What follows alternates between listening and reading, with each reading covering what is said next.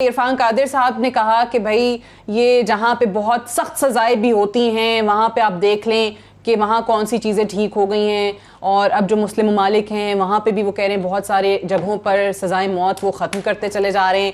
अब इस केस में क्या किया जाए? आपके माशरे के अंदर जिस तरीके का इस मामले पर डिवाइड नज़र आ रहा है, कैसे बात आगे बढ़ेगी?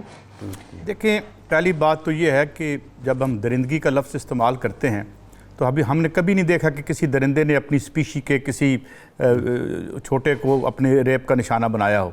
कॉन्शियस ईवल है इंसान के अंदर, और दरिंदे की ईवल जो है वो जबिल्ली होती है, भूख लगती है तो किसी को काटता है। एक तो बात ये। दूसरी, और इंसान बहुत बड़ा सोर्स ईवल का बन सकता है जब राह से हट जाए।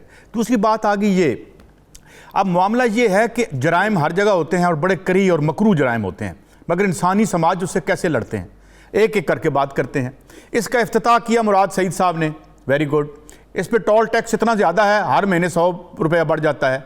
जब इनको लिख के भेजा गया कि यहाँ पे पुलिस में हमें भर्ती करने दें, तो वजारत दाखिला ने कहा जी इजाज़त नहीं है, या उन्होंने कहा जी डेप्यूटेशन पे बंदे भेज दें, ये जो पीस बना है हमारी वो भी नहीं आए। अब वो क्यों नहीं आए, इस पर नहीं जाते। उन्होंने वजारत खारजा ख़जाना को कहा होगा, वजारत ख़जाना जो है वो मुलाजमा है और लौंडी है आपके आलमी मालियाती इदारों की, इस बहस में नहीं जाते। अब आ जाते हैं जो आप सवाल उठा रहे हैं। अब सवाल ये है कि एक समाज को आपने तरतीब देनी होती। मिसाल मैं देता हूँ आपको कि जुर्म तो होते हैं और होते रहेंगे, कम ज़्यादा हो सकते हैं, वो ठीक कह रहे हैं। अब आप देखें, इनको जोड़ के देखें चीज़ों को।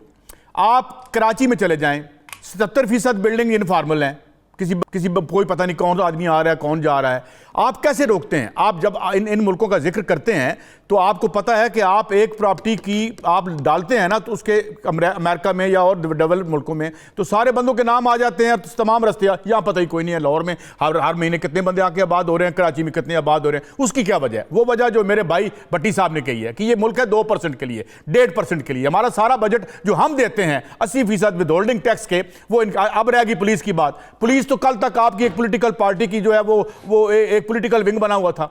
उसका काम पहले उनको जाती उमरा की खिदमत करना था, अब इनकी खिदमत करना है। अब आ गया मीडिया का प्रेशर। जब मीडिया का प्रेशर आया, फौरन पकड़ो, डीएनए की तरफ भागे तो उसके डायरेक्टर कहते जी मेरे पास तो पैसे ही कोई नहीं है। 5.5 करोड़ रुपए उनको निकाल के दिए जी डीएनए के सामान, यानी उनके पास एक दिन का सामान नहीं था। और खबर मेरे पास ये है कि 12 घंटे पहले रिजल्ट आ चुका था, वो विदहेल्ड हुआ फॉर सम मिस्टीरियस रीजन। वहां पे क्यों, शायद वो पैसे नहीं आए थे या क्या वजह थी, आई डोंट नो। बहरहाल मामला ये होता है कि अब जब मीडिया पे इतना प्रेशर आ गया, खबर मैं आपको ये दे दूं, बंदा ठीक है, बंदा केस इन्होंने क्रैक कर लिया है। वो जो डीएनए था वो रिकॉर्ड निकल आया है उस बंदे का, मगर एक पिछले केस में कैसे बरी हुआ? एक तो आपने सुना ना कि उनकी सुलह होगी, दूसरा ये कि पिछले केस में जो डीएनए का टेस्ट था वो 9 महीने बाद आया। वो 9 महीने बाद आया, उससे पहले सुलह हो गया बंदा, वो जानवर फिर हम समाज में हमने खुला छोड़ दिया। तो आप ये समझें, ये तमाम उन चीजों से जुड़ा हुआ है। नौकरी आपने नहीं देनी, मकान आपने ही बना के नहीं देने, इंसान की जिंदगी में तरतीब और तंजीम आपने नहीं लानी, लोगों को ख्वाब और अरमान आपने कुचलने हैं। तो एक ऐसा समाज, जिस तरह मेरे भाई वासी साहब ने कहा, ये डंगरों का समाज हम खुद बना रहे हैं, क्योंकि इसको संवारना हमारा काम है। पैसे हम देते हैं, तुम 1% पे खर्च करते हो, बाकी समाज को अपने अल्लाह ताला में। ठीक है, अब ये जो डंगरों का समाज बन गया है, मैं ठीक है अंसार अब्बासी साहब, अब इस डंगरों के समाज में अब मजीद डंगर ना पैदा हो, उसके लिए तो अगेन वही बात आ गई ना कि सजा और जजा का अमल आपको लाना पड़ेगा। फिर उसमें मुखालफत आ रही है, फिर उसमें दूसरी साइड आपको ये बताती है कि जी इतनी सख्त सजाएं देने के दूसरे ममालिक में देख लें कोई अच्छे नताइज नहीं आए। देखें, एक तो बात जो की ना, वो सब बातें मुझे नहीं सही लगी। मैं पहली बात आपको ये बता दूं कि जो सज़ाएँ इस्लाम की हैं, कुरान की सज़ाएँ हैं, जो मेरे नबी सल्लल्लाहु अलैहि वसल्लम की मुकर्रर की हुई सज़ाएँ हैं, वो बारबैरिक नहीं हो सकती। उनको बारबैरिक कहना हमें नहीं कहना चाहिए, बहुत ही गलत बात है। अल्लाह ताला कुरान में फरमाते हैं, मफ़हूम यह है कि कसास में ज़िंदगी है। जो शख्स कत्ल करता है, अगर आप उसको कत्ल की सज़ा दे के उसको मौत की सज़ा देते हैं तो माशरा ज़िंदा होता है, बिकॉज फिर कत्ल नहीं होंगे। फिर मेरा है इन्होंने जिक्र किया संसार का जिक्र तो सूरह नूर में नहीं, लेकिन सूरह नूर में अगर आप पढ़े ना, तो जब जानी मर्द और औरत को जब कोड़े मारने की बात की जाती है, तो वहाँ पे मफहूम ये है कि अब देखें, हम फ़लसफ़ा इन सब दुनिया वालों का सुने या अपने अल्लाह की बात को माने, और अल्लाह की बात का कोई मुकाबला नहीं किसी की बात से। अल्लाह ताला फरमाते हैं कि अहले ईमान की मफहूम ये है कि अहले ईमान की एक जमात वहाँ पे खड़ी हो और वो ये देखें, उसको जब सज़ा मिल रही हो देखें, और आपके दिल में नरमी पैदा नहीं होनी चाहिए, उसमें कोई रियायत ना बरतो। आप मुझे ये बताएं कि हम कैसे मान लें इन सब चीज़ों को। और दूसरा, ये जो कहते हैं ना, आप कंपैरिजन करें ईरान का, कंपैरिजन करें सऊदी अरब का, अमेरिका और बरतानिया से।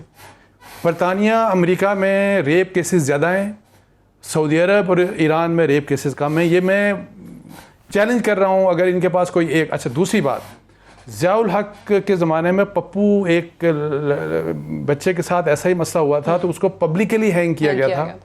उसके 10 साल बाद का रिकॉर्ड निकाल लें आप कि कितने केसेस उस किस्म के हुए। तो इसलिए देखें बेसिक चीज़ क्या है कि मुआशरा इबरत पकड़े, इबरत सरेआम सज़ाएं। अच्छा, दूसरा ये कि आगे कैसे चला जाए। देखें, मैं ये कहता हूँ कि ये सज़ा एक हिस्सा, एक पार्ट है। जैसे मैंने पहले कहा ना कि हम जानवरों से भी बदतर हैं, और वाकई हम कोई भी एस्पेक्ट हमारा देख लें, जब तक हम इस माशरे की किरदार साजी नहीं करते उस वक़्त तक हम सुधर नहीं सकते।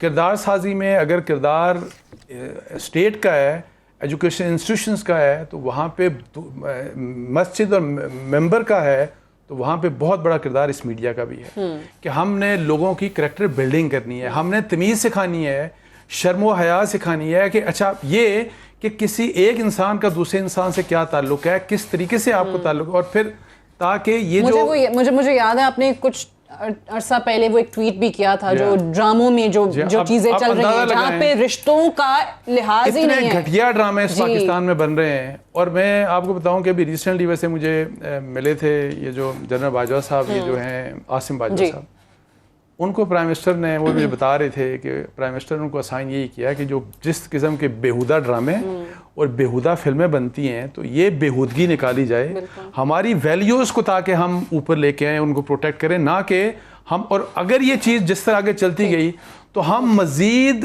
बदतर जानवर बनते जाएंगे। देखिए, मैं तो बल्कि एक सवाल अपने दोनों दोस्तों से पूछना चाहता हूँ। देखिए, आपको वो कंडीशंस क्रिएट करनी पड़ती हैं कि जहाँ लोग जराइम की तरफ माइल ना हो। बेशक आप सज़ाएं जो मर्जी दें, कानून बना लें, असम्बली अगर आपको कहती है कि इस्लामिक सज़ाएं तो बिल्कुल दें, मगर सवाल ये है कि अब देखें ना, मुझसे सवाल करते हैं जी दुबई जाते बंदा इशारा नहीं तोड़ता, वो इसलिए नहीं सर असम्बली क्यों नहीं कह रही? मेरा सर सईद काजी साहब, माजरत के साथ, सर आप कह रहे हैं अगर असम्बली कहती है तो फिर आप ये इस्लामी सज़ाएं जो हैं ज़रूर दें।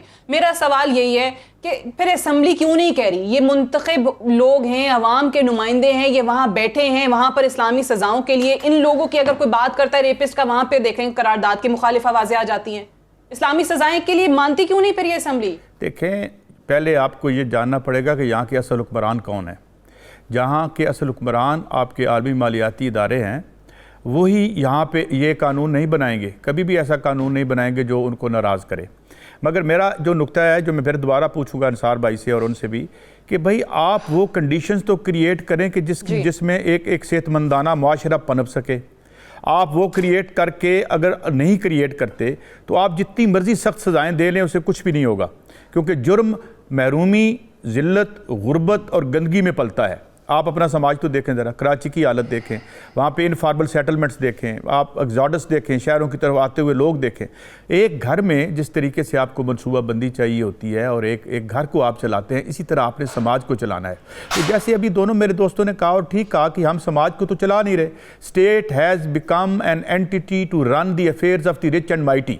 ये बहुत साल पहले कार्ल मार्क्स ने कहा था, और मैं समझता हूँ ये आज भी दुरुस्त है कि ये रियासत हमारे लिए नहीं है, ये जहांगीर तरीनों के लिए है, नवाज शरीफों के लिए है, ये इनके मसाइल के हल के लिए है, ये इनकी खिदमत के लिए, हमारे लिए।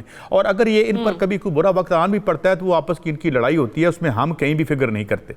तो जब तक आप एक ऐसा मॉडल, एक ऐसा समाज, एक ऐसा निज़ाम नहीं लेके आते जो इंसान दोस्त हो, या तो इंसान दुश्मन समाज है, इंसान दुश्मन निज़ाम है।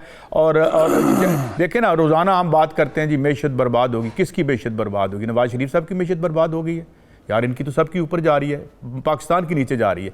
जब तक इनकी मैशतें हम डबो नहीं देते, इस मुल्क की मैशत भी ठीक नहीं होगी, लॉ एंड ऑर्डर भी ठीक नहीं होगा, और समाज में मुनज़्ज़म भी नहीं होगा, और जराइम एक मुनासिब शरह तक नहीं आ सकेंगे।